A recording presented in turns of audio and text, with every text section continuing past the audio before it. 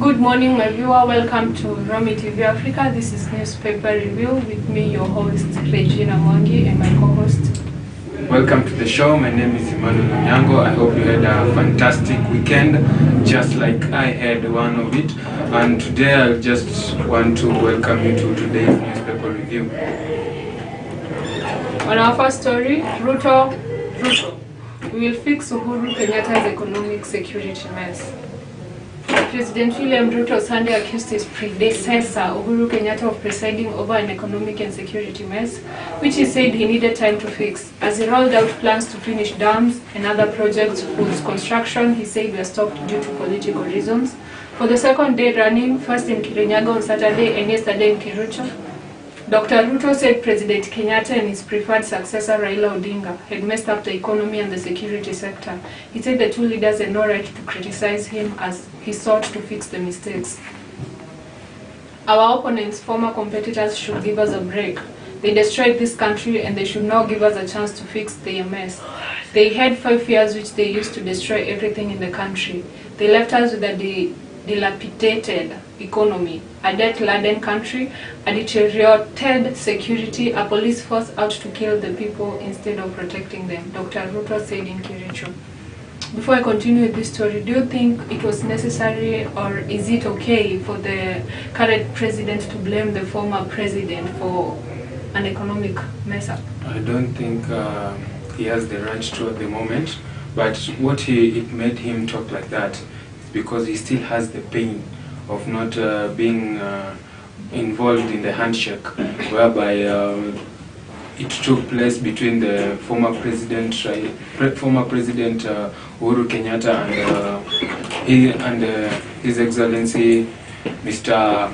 Raila Amolo Odinga, and this has caused a lot of tension between the two, and up to now, whereby you can see they are smiling, but it just showed the Kenyans that it's like they are good, but they are not good. But I don't think it's a good thing the president is doing at the moment for accusing the former president of doing such a thing. But it is evident that the former president and his allies, they kind of destroyed the economy of Kenya. It is evident in some areas. Yeah. I agree that it's evident. But since it is, you don't have to, you just do your part as the president.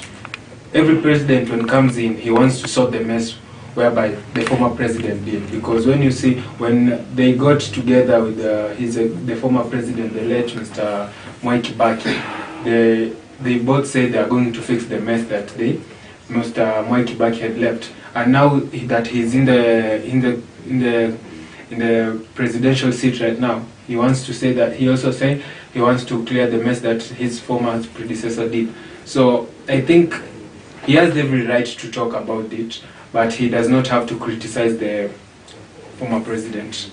I want to make it clear that cabinet secretaries do not belong to villages, constituencies, counties or regions. They are in those positions to serve all Kenyans. We do not want the appointees to feel or be taken as belonging to regions or tribes. They are the people's servants, Dr. Ruto stated. Mr. Gachagua urged ordinary Kenyans and leaders to be candid with the government and the presidency on the issues affecting the country. We do not want to be praised for things we are doing wrong. The president has said he does not want to be worshipped, as he is just a human being and not God. Just tell him the truth when you get the opportunity to meet and sit with him, Mr. Gachagua said. But how big is the mess? As you think, the mess that was talking about the economy. Okay. It seems like it's only the economy that was messed up, but everything else they're not talking about it. Mm-hmm. And I also urge the fellow Kenyans that, despite the fact of that mess, they should just give the current government the opportunity to deal with the mess, and let's wait and see how the economy is going to change. We are going to give them the time they want, and we are going to see if it's going to change or it's just a talk they're giving unto us. Yeah. Okay, Uhuru Kenyatta enjoys holiday at Masai Mara Game Reserve. Former President Uhuru Kenyatta is on holiday at the world's famous Masai Mara Game Reserve, seemingly to cool off political temperatures after handing over power to William Ruto last month. Mr. Kenyatta had backed Azimio la Umoja One Kenya coalition leader Raila Odinga in the August 2020 presidential race won by Dr. Ruto. After handing over power to President Ruto, Mr. Kenyatta has taken a low profile and had not been seen in public until Thursday last week when he made a surprise visit to Zebu Lounge on the outskirts of Narok town. According to some staff at the hotel, Mr. Kenyatta's team went to the facility and ordered food for special guests. It was an ordinary reservation made for about 10 people, and to our surprise, the former president and his entourage made a grand entry, the hotel source told Nation Africa.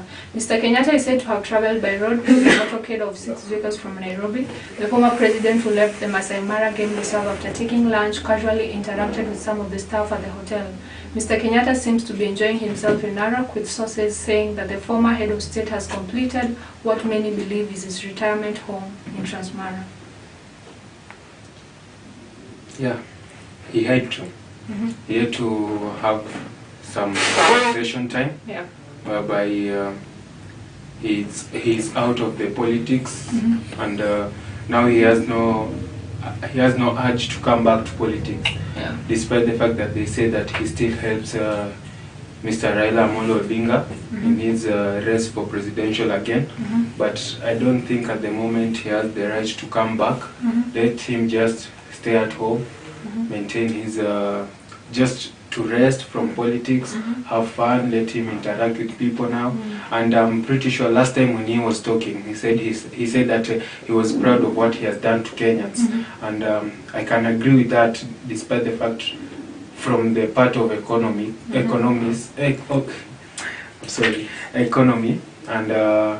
we can see that he has done a lot of good job in building roads and some other infrastructures that have led to development of Nairobi and other counties in general. I think it is his time to rest, because he's a man, as much as we are told about a lot of mess, there's some great work he did for Kenya in terms of road constructions, and I think it is time to take a rest and enjoy as much as he can. How chance encounter with Abuyang helped Chef Karaoke land top job at Arsenal. Kenya chef Benis Karaoke has shared her experience in England, including how former Gabonese international Pierre-Emerick Abuyang helped her land a job at Arsenal Football Club. Mrs. Karaoke, who was born in Nairobi, has been working at the popular English Premier League club for the past 3 years. The job has handed her an opportunity to cook for some of the biggest footballer stars in the world, including coach Michael Arteta and players Thomas Partey, Abuyang, William Saliba and Gabriel Jesus, among others. I moved to Sweden when I was 17 and later to the UK to study psychology, she said on an interview with Champs Media. I have always loved cooking and at one point chanced on Abuyang, who was the Arsenal captain at the time. The ex-Gabon forward has since moved to Chelsea after a stint at Barcelona. So there was one time we went to a Christmas party and I met Auba, and I was like, if you have some space, I am passionate about Arsenal and I can come cook for you. And he was like, you can be my personal chef, and that is how I got my job at the club, she recalls. I believe this is a great opportunity she got. You know, just being a random chef in Kenya, and then all of a sudden you're employed at a football Premier League where you cook for those famous stars. I think this is a great moment for her, and it's a great opportunity that really opened high doors for her.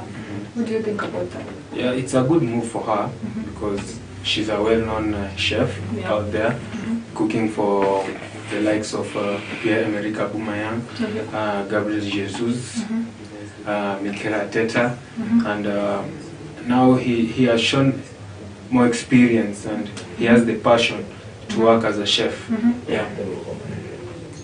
Okay. And our next story is high TV drama expected as Ruto's CS nominees are vetted from today.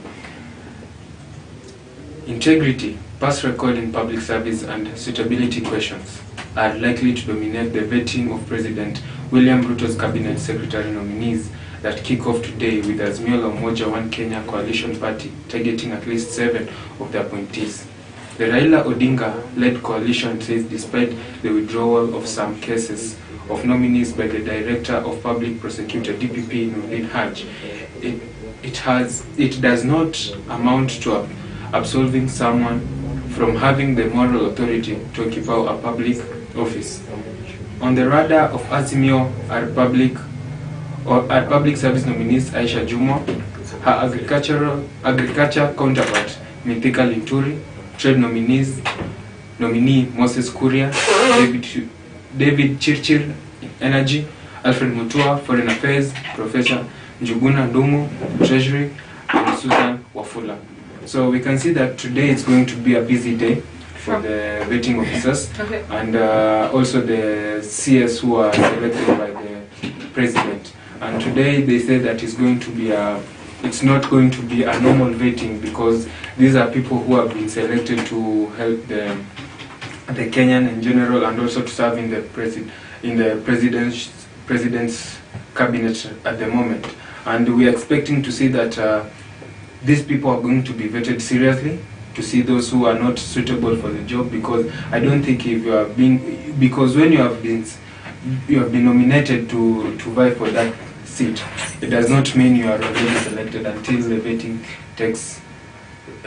ends today. So we are expecting a lot of competition today and a lot of serious vetting for these leaders, and we are expecting much.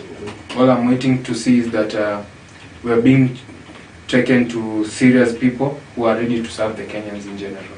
No, on my part, I don't think I'm really waiting for much, because I believe as much as the vetting will happen, the CSs that were appointed will still remain to be the CSs. Nothing will change. So this is a political, some kind of secret hidden, just to maybe blind Kenyans, but I think they still remain. There's no changes that will be done. So the words that were being told, it's going to be a series, is just a song being sung. It's just a song. Okay. As Raila's chief operative in 2022 poll, Winnie Odinga had a blank check.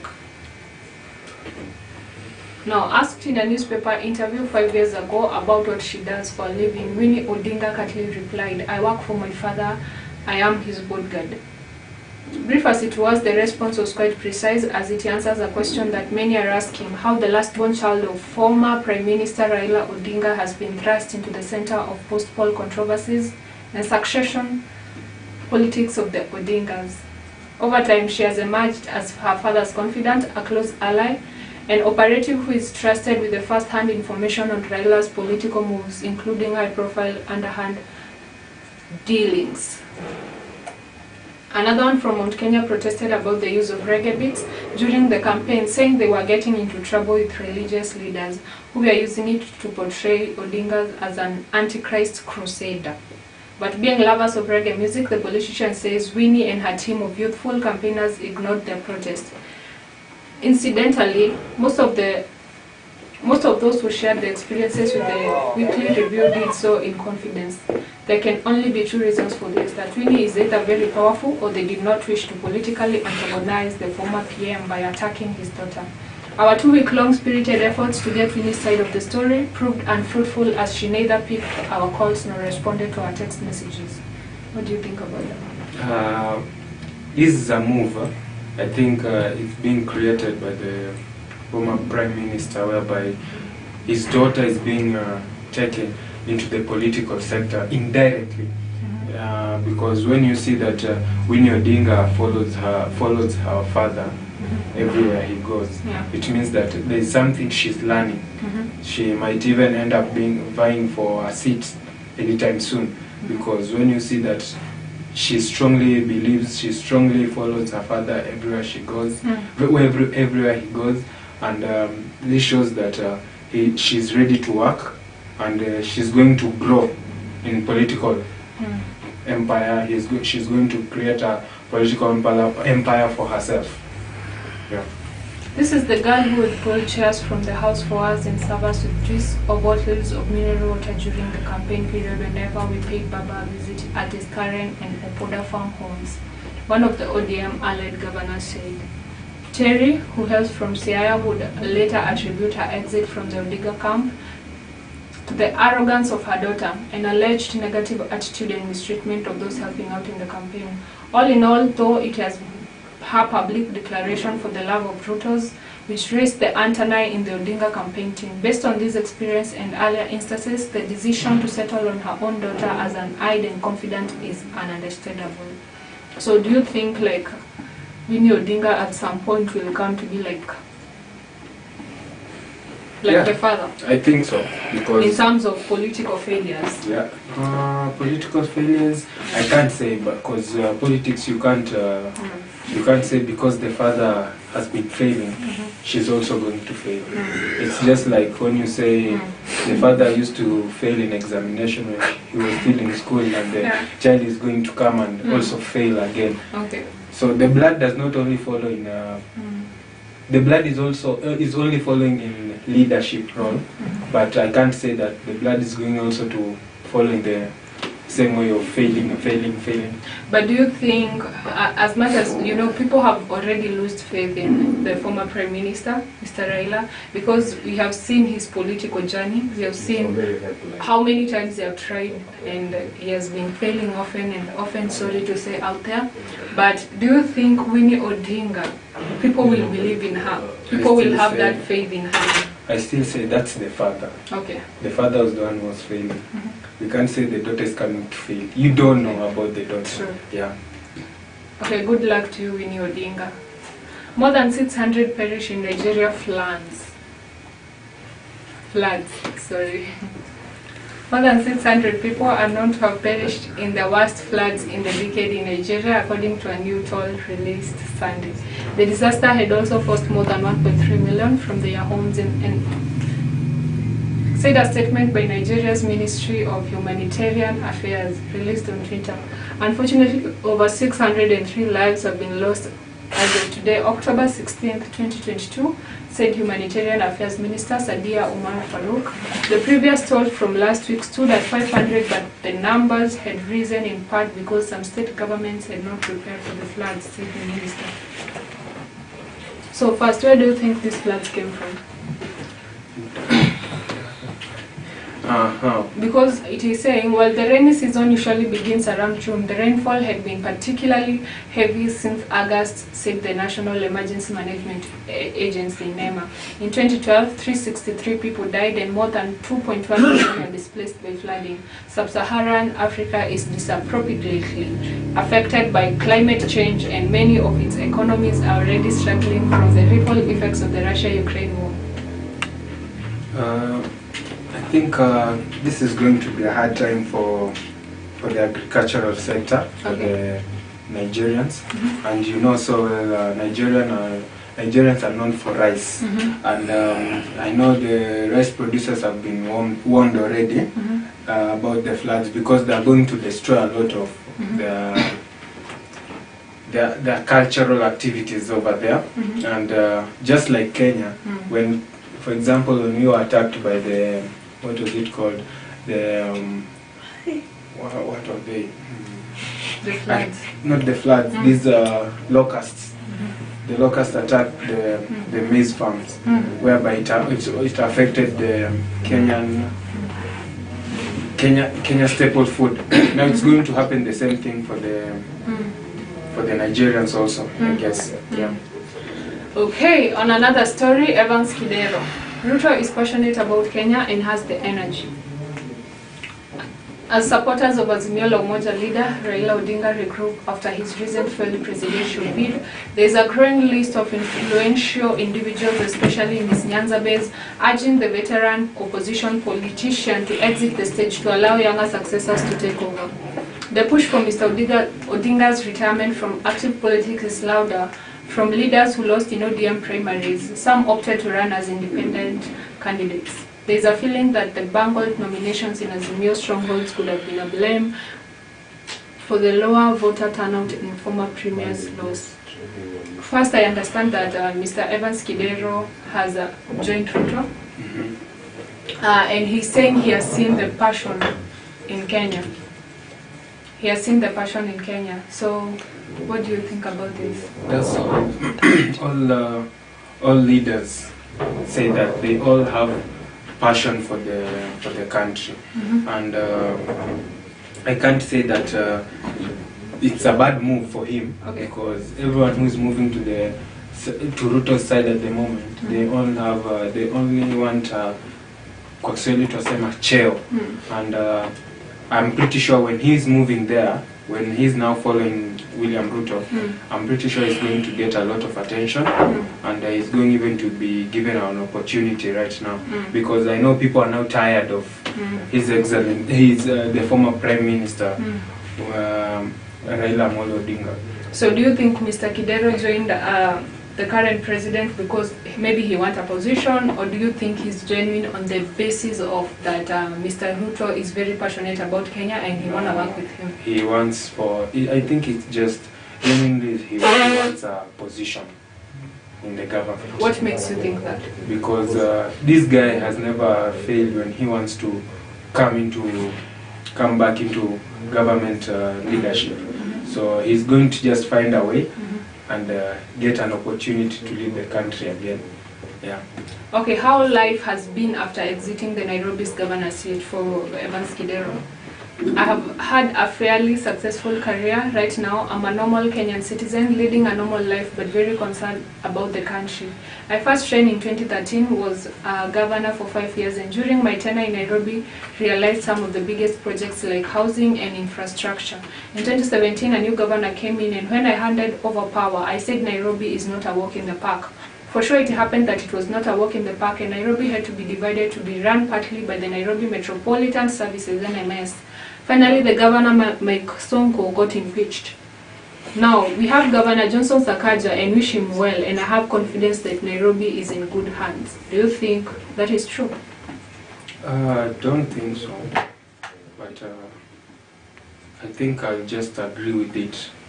But for the sake of the leadership, he has a chance. He has a chance to. Yeah. Do you think Mr. Sakaja is ready for the county? Yeah, he's ready. He wants to serve the Nairobi. So it's a big job for him, more than even other county leaders, because he's leading a county that is showcasing the face of Kenya. Yeah. Yeah. I've seen on several occasions he's a man with a passion to serve the people. He's a man who knows what he's doing, and he's so fearless. We have seen him being attacked in his during his time of politics when he was campaigning for the seat. I remember he was being harassed because he did not have certificates, of which it was a lie. It was just some political lies. Yeah, I can say that he's a guy who is ready to stand tall for anything that comes his way, and I'm pretty sure that this job is going to be hard for him, but I'm pretty sure he's going to do extra hard and work extra smart to govern this county. Uhuru allies. Ruto used propaganda to beat Raila in Mount Kenya. Allies of former President Uhuru Kenyatta in Mount Kenya region have regretted in August 9 Azimio la Umoja One Kenya coalition party loss in the region. The leaders maintained that the voters made an uniform decision by rejecting the coalition's presidential candidate Raila Odinga. Speaking in Mathioa constituency on Saturday, they said they still believe Mr. Kenyatta is best suited for the role of Mount Kenya kingpin, even in retirement. By so declaring, they appeared to trash the belief that Deputy President Mr. Rigathi Gachagua is the area kingpin by virtue of being the second highest ranked government official. Led by Jubilee Party Director of Elections Kanini Kega, they insisted that President William Ruto used deceit and propaganda to edge them out of elected positions in the region. They were speaking during the burial ceremony of former Mathioa MP Peter Kimari's father. Now, if we had a chance to vote again, I would seek guidance from Mr. Kenyatta, he said. Among those who attended the burial ceremony were outgoing transport James Macharia, former Gatanga MP Mr. Nduati Ngugi, and former Kenya Medical Supplies Authority KEMSA Board Chairman Kembi Gitura. Jubilee Secretary General Jeremiah Kioni said Azimio was defeated in Mount Kenya through an elaborate conspiracy by the Ruto team. Mr. Ngugi said the Jubilee Party in Mount Kenya region should be restructured to be in sync with the current political landscape. Do you think this story is true? Yeah, it's totally true.